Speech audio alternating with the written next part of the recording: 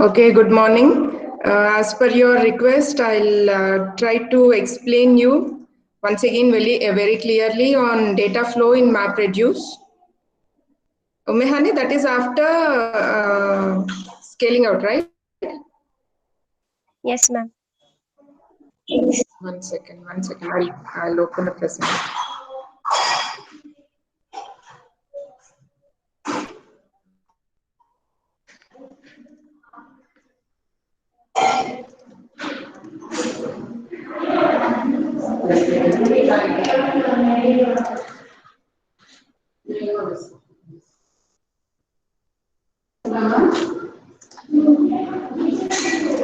Copy this.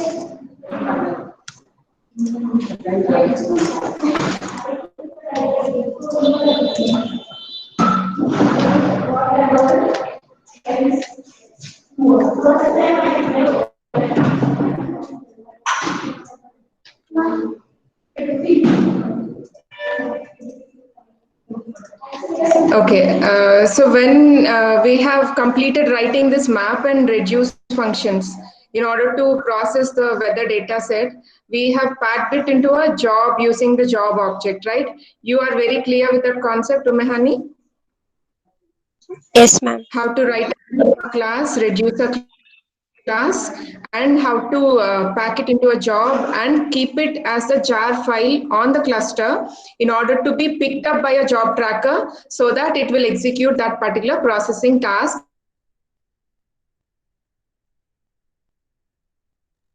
Now, after doing it on a pseudo distributed mode, let us see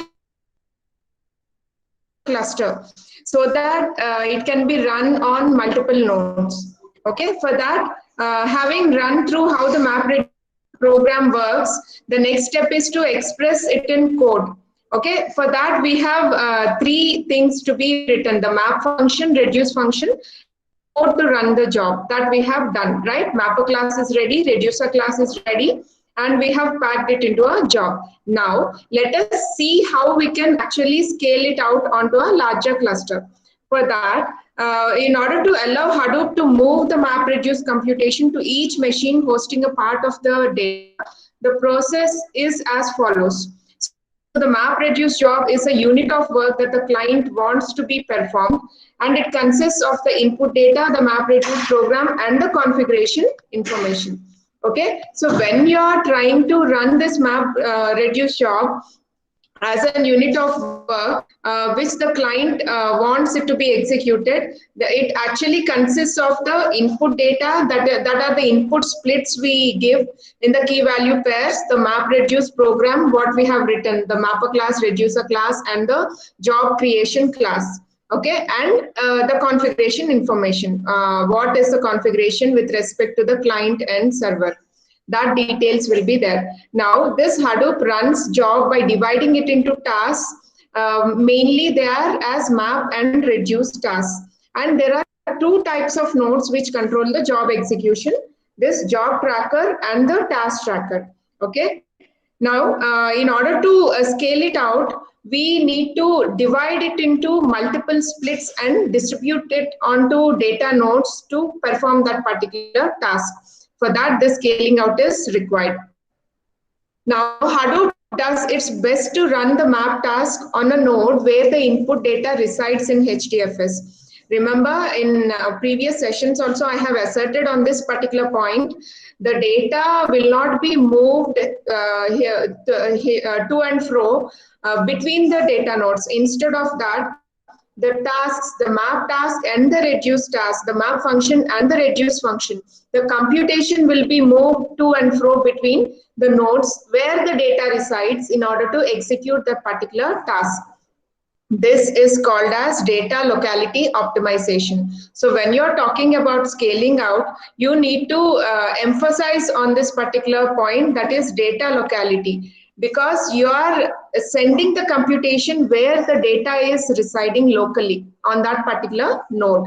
This is called as data locality optimization because it doesn't use valuable cluster bandwidth in order to pass the data between the data nodes. It only passes the computation.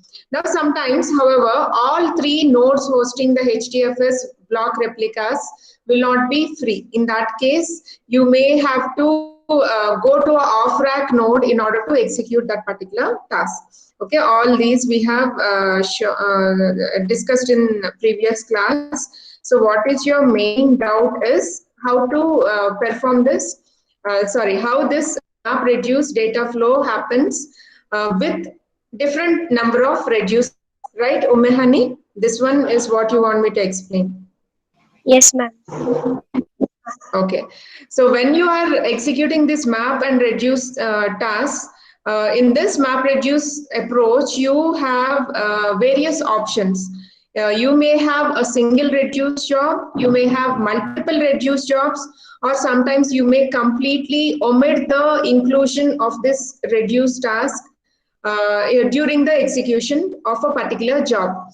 In this diagram, you can see a single reduce task being included. So when the input splits are given to this map task and the output is sorted, copied and merged, it is because you are opted for one reduce task, all the output of various map tasks will be merged into a single input in order to be fed into the reduce task.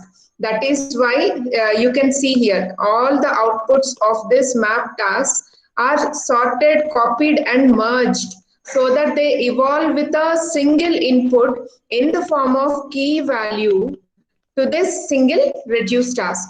Now this reduce task further emits its output again in the form of key value pair and it is sent for HDFS replication. Remember, maps output will not be stored anywhere because it is intermediary. It is just fed as input to the reduce phase, but the reduce phase's output should always be stored along with HDFS replication. Why? Because that is the final process data which we can't afford to lose it by storing a single copy in case of any system failure or in case of any data corruption that may happen. In that case, you may have to store the multiple copies, right? For that, you have to send the output of reduced job for HDFS replication, okay? Now, if you have multiple reduce tasks, what will happen? In that case, say in this case, we opted for two reduce jobs. We have assigned two nodes in order to perform a reduce job. In that case, the maps, the job tracker will take care that the maps output will be finally merged into two different inputs in order to be given to the reduce job. Okay, here three input splits are given to the three map tasks and the output of these map tasks are sorted, copied and merged so that they give outputs in order to be fed as input to two reduce tasks. Okay, based on the number of reduce tasks we have selected, the output of map tasks will be consolidated into those many number of inputs to those corresponding reduce tasks. Okay. Now, in this case, this first input will be all the temperatures captured in 1949. Say 50, 60, minus 11, 20. Okay, these are all the inputs associated with the, these are all the values associated with the key 1949. That will be given as input to this reduce phase. Again, after merging, it will take care this merging intermediate sort, copy and merging functions with the map reduce framework will take care that Again, all the values, A temperatures recorded in a particular year, that is 1950. Here it is the key. So all the values associated with this particular key are again merged and given as one key value pair to the reduce function. This goes to the first reduce task, and this goes to the second reduce task.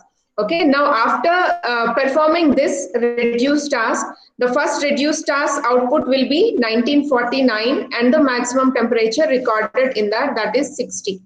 Again, in the next reduce task, the output will be given as, say, if you have 20, 30 and 100. In this case, the output given as 1950 and the maximum temperature recorded 100. Okay, now these part files, reduce output part files, are passed for HDFS replication, where 3 copies each will be maintained, and further those reduced outputs will all be consolidated into a single file by performing some pre-processing and by performing some post-processing, and all those will be written onto a single file on your local machine, which will be the final output that is served to the client, which actually who actually requested for this processing task.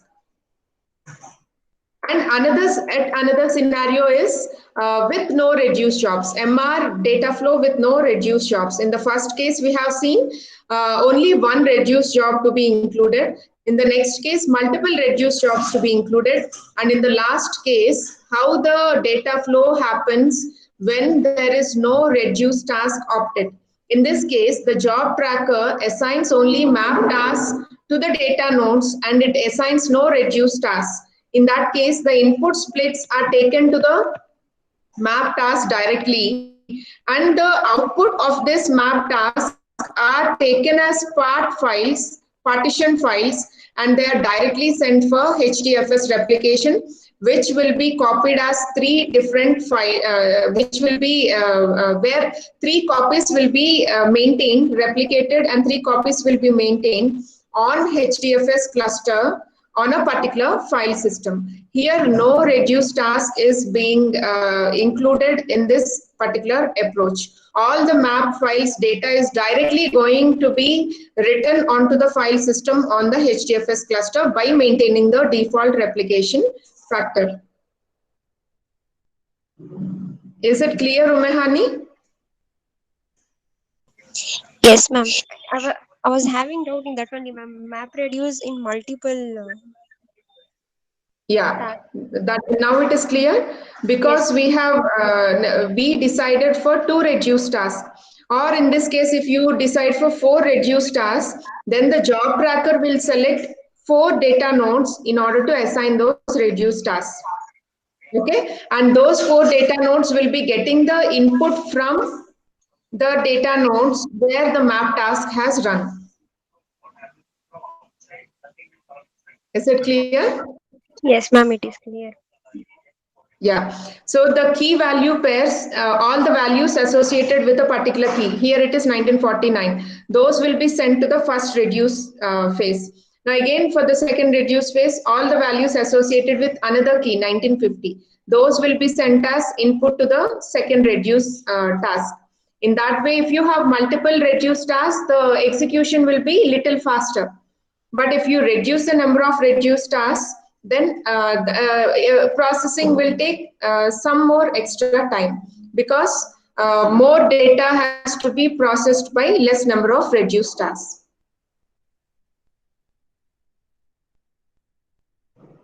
Any other topic you want, Umehani?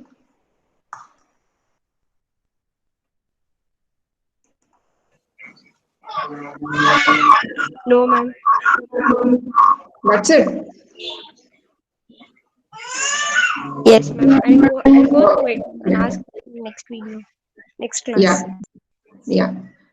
Okay, you can just message me if you want an extra revision class other than what we are doing. Okay. Okay, ma'am. Okay.